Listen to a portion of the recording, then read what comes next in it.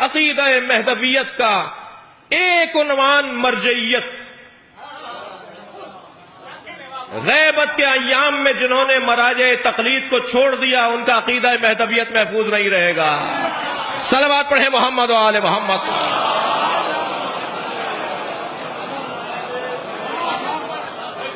غور فرما رہے ہیں آپ؟ جو تقلید کے قائل نہیں ہیں، جو مرجعیت کے قائل نہیں ہیں، ان کا عقیدہ مہدویت خطرے میں ہے. ان کا عقیدہ مہدویت خطرے میں ہے.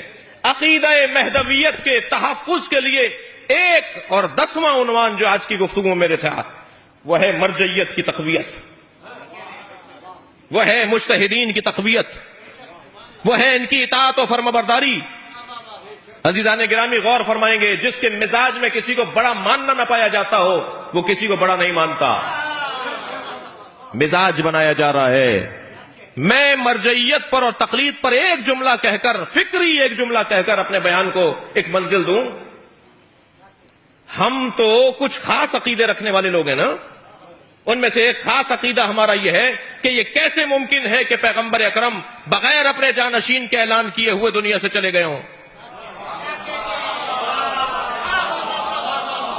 ہماری تو مجلسوں کا حاصل یہ ہے، ہمارے تو عقیدے کا عنوان یہ ہے کہ پیغمبر اپنے بعد خلیفہ کا تعین کر کے گئے ہیں، پیغمبر اپنے بعد مولا کا اعلان کر کے گئے ہیں. جب جانے والا جائے گا تو آنے والے کا پتہ بتا کے جائے گا. میں آپ سے سوال کرتا ہوں، جب امام غیبت میں جا رہے تھے کیا نظام دے کر گئے؟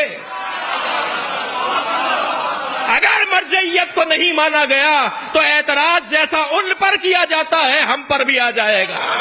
صلوات پڑھیں محمد و آل محمد پر.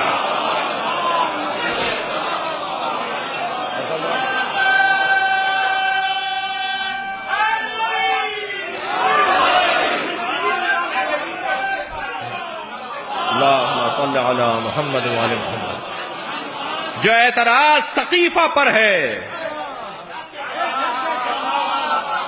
جو اعتراض سقیفہ پر ہے، وہ اعتراض تشیع پر نہ آ جائے کہ تم تو ایک جانب تو یہ کہتے ہو اور یہاں کچھ اور کرتے ہو.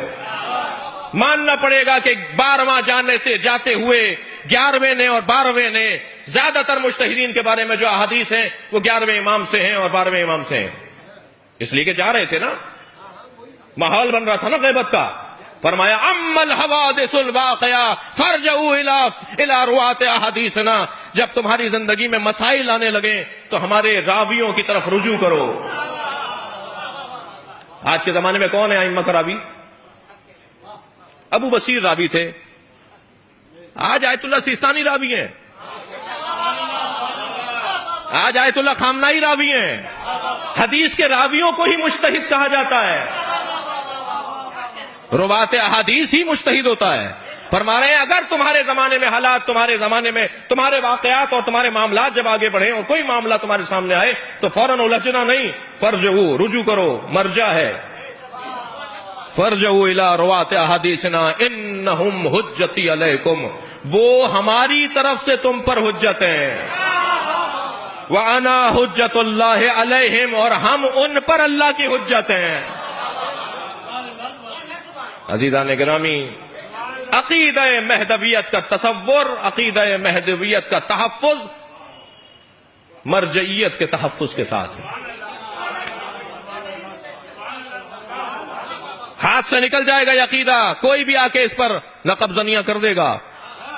اس کو دے دو ان لوگوں کے تحفظ میں کہ جنہوں نے قسم اٹھا رکھی ہے کہ وہ تحفظ عقائد امامیہ کریں گے. بہت ساری باتیں کرنے کی اس باب میں، لیکن اتنا طے ہے کہ میں ان بچوں سے اور ان کم سن ساتھیوں سے یہی کہوں گا، بزرگ اس بات سے آگاہ اور آشنا ہیں، اور بہت سارے لوگوں کو کچھ الجھنے ہیں جو کسی اور موقع پہ دور کی جائیں. مگر تعجب ہوتا ہے پڑھے لکھے لوگوں پر کہ وہ جو الجھن کا اظہار کر رہے ہوتے ہیں تو وہ غیر پڑھی لکھی ہوتی ہے. ہم ایک جگہ بیٹھے ہوئے کچھ جوانوں سے تب گفتگو کر رہے تھے تقلید کے موضوع پر، تو وہاں ایک ڈاکٹر صاحب بیٹھے تھے. جب گفتگو ختم ہوئی جوان چلے گئے تو کہنے لگے مولانا کیا سمجھا رہے تھے آپ انہیں کہ تقلید کرنی چاہیے؟ میں تو تقلید کو مانتا نہیں ہوں. تو میں نے کہا حضور آپ کیوں تقلید کو نہیں مانتے؟ کہنے لگے میں پڑھا لکھا ہوں، ڈاکٹر ہوں. جو پڑھا لکھا نہ ہو، جاہل ہو، اسے تقلید کرنی چاہیے، تو میں تو پڑھا لکھا ہوں. ہم نے کہا صاحب یہ پڑھے لکھے ہیں مگر انہیں سمجھانا پڑے گا کہ یہ کس میں پڑھے لکھے ہیں اور کس میں پڑھے لکھے نہیں ہیں۔ میں نے کچھ دیر کے بعد کہا ڈاکٹر صاحب میرے گھر میں جب بچے، میری اہلیہ، میرے فیملی، میرے افراد، خاندان کے لوگ، اہل خانہ بیمار ہو جاتے ہیں تو میں ڈاکٹر سے رجوع نہیں کرتا، ہر گھر میں ایک ڈبہ بچی ہوئی دوائیوں کا رکھا ہوا ہوتا ہے، تو میں ان دوائیوں میں سے کوئی دوا نکال کر استعمال کر لیتا ہوں اور ٹھیک بھی ہو جاتا ہوں۔ تو کہنے لگے اب تک تو آپ نے ایسا کیا، آئندہ مت کیجیے گا۔ میں نے کہا کیوں ڈاکٹر صاحب، میں سمجھ لیتا ہوں کہ یہ کون سی دوا ہے، یہ کون سی دوا ہے۔ کہنے لگے میڈیکل بغیر پڑھے ہوئے آپ میڈیکل اور میڈیسن کیسے سمجھ لیتے ہیں؟ میں نے کہا جیسے دین بغیر پڑھے ہوئے آپ دین سمجھ لیتے ہیں۔ عقیدہ مہدویت کا تحفظ نظام مرجعیت میں ہے۔